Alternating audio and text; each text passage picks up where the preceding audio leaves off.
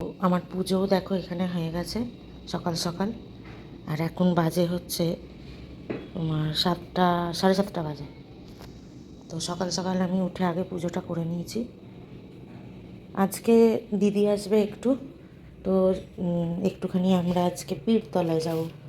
তো সেই জন্য দেখো দিদি আসবে বলে রান্না বলতে আমি আজকে একটু কাঁচা মুখের ডাল করব বলে ডালটা সেদ্ধ করতে দিয়ে ওইদিকে কাজকর্মগুলো করে নিয়েছিলাম, মানে ঘর তোর পোছাপুছি এসব। আর আজকে একটুখানি এই ফুলকপি দিয়ে আলু দিয়ে ভাজা করব। আর এইদিকে মাছ বার করে রেখেছি, পাবদা মাছটা করব, ভাত বসাবো, বাস।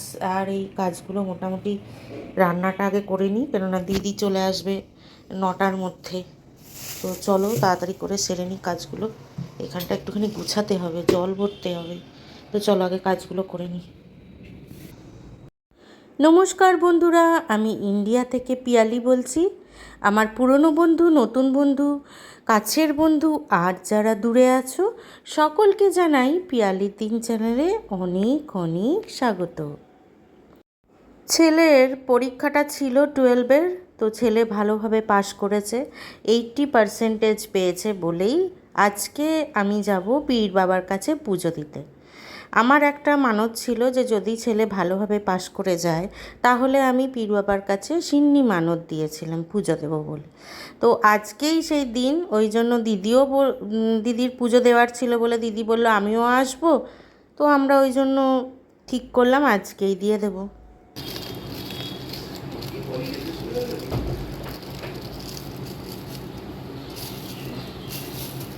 একটু ধরে দেখো বাবা, এই যে দিক দিয়ে আয়, দিক দিয়ে আয়, এটা ধর ভিডিওটা।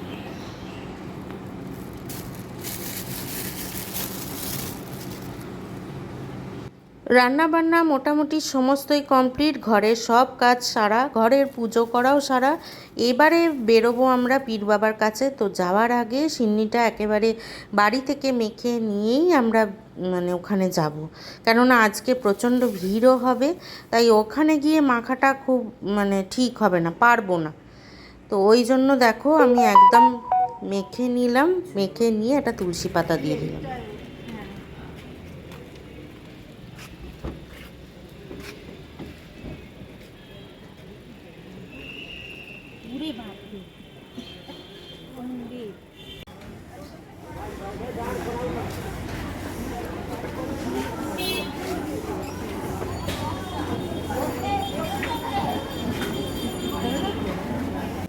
দেখতে দেখতে বেশ খানিকটা রাস্তা অতিক্রম করে আমরা পৌঁছে গেলাম দেখো পীর বাবার স্থানে। কি ভিড় দেখেছো বন্ধুরা, তোমাদের বলেছিলাম না আজকে প্রচণ্ড ভিড় হবে। দেখো, আর ভেতরটা এত মানে সাফোকেশন হয়ে গিয়েছিল, এত লোক, তার সঙ্গে প্রদীপ ধূপবাতি সমস্ত কিছু জ্বলছে, তারপরে অনেকে ওখানে দাঁড়িয়ে সিন্নি মাখছে। সে যে কী অবস্থা কি বলবো। কিন্তু তাহলেও আমাদের পুজোটা নির্বিঘ্নে কাটলো আর খুব মনে শান্তিও লাগলো। আমি ওই তো ব্যাগটা এর মধ্যে টাকাটা দিয়ে দিলাম। আমাকে কেন নিচ্ছিস কেন? ওইদিকে নে, মন্দিরটা নে। দেখো ছাগল গাইস, সেই ছাগল। তোমরা কি কোনোদিন ছাগল দেখেছো? দেখেছো ছাগল কোনোদিন?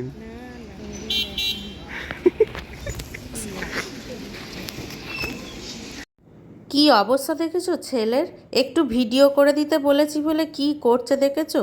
এই রকমই বদমাইশিটা করে। এই রকম বদমাইশি করলে চলে বলো তো? একটুখানি বলেছি ভিডিও করে দে, তা না ছাগলের পিছনে পড়েছে।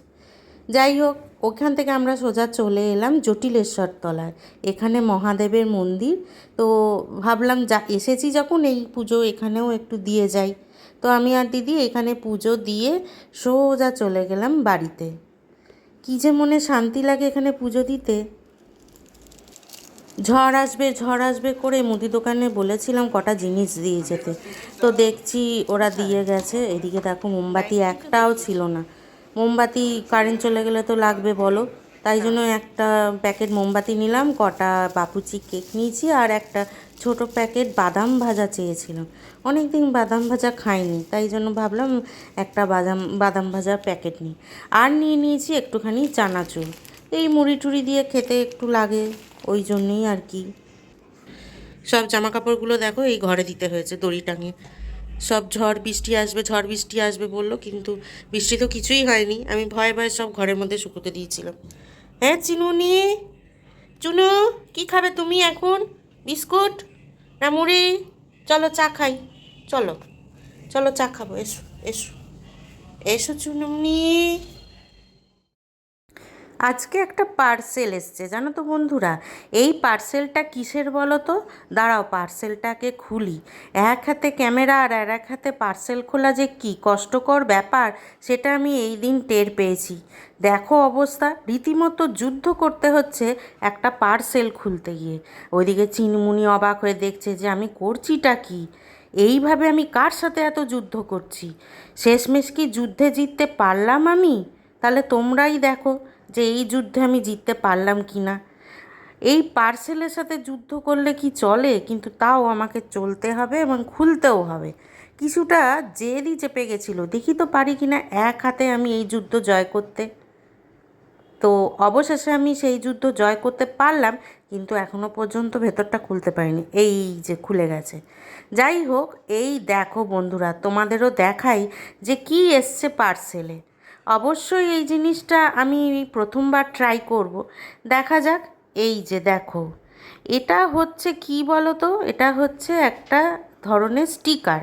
এই যে দেখো ওপরে দেখতে পাচ্ছ স্টিকারের মতো রয়েছে। এই যে ওপরটায় এই স্টিকারটা দিয়ে এই দাঁতের ওপরের পার্টটা আর নিচের পার্টটা দুটো করে স্টিকার থাকে, এই লাগিয়ে দিলে কি হবে না, দাঁতটা নাকি পরিষ্কার হয়ে যাবে। তো দেখা যাক শেষমেশ কি দাঁড়ায়, দাঁত আদৌ পরিষ্কার হয় কি না। তো বন্ধুরা, আমার এই ভিডিওটা আজকে এই পর্যন্তই রইল। আমার এই ভিডিও যদি তোমাদের ভালো লেগে থাকে তাহলে প্লিজ একটা লাইক করে দিও আর সাবস্ক্রাইব করে আমার পাশে থেকো। যারা যারা অলরেডি আমাকে সাবস্ক্রাইব করেছো তাদেরকে অনেক অনেক ধন্যবাদ। আমি আবার আসবো কালকে নতুন আর একটা ভিডিও নিয়ে। আজকে তাহলে আসি, তোমরা সবাই ভালো থেকো, সুস্থ থেকো। আজ আসি, কেমন? টাটা।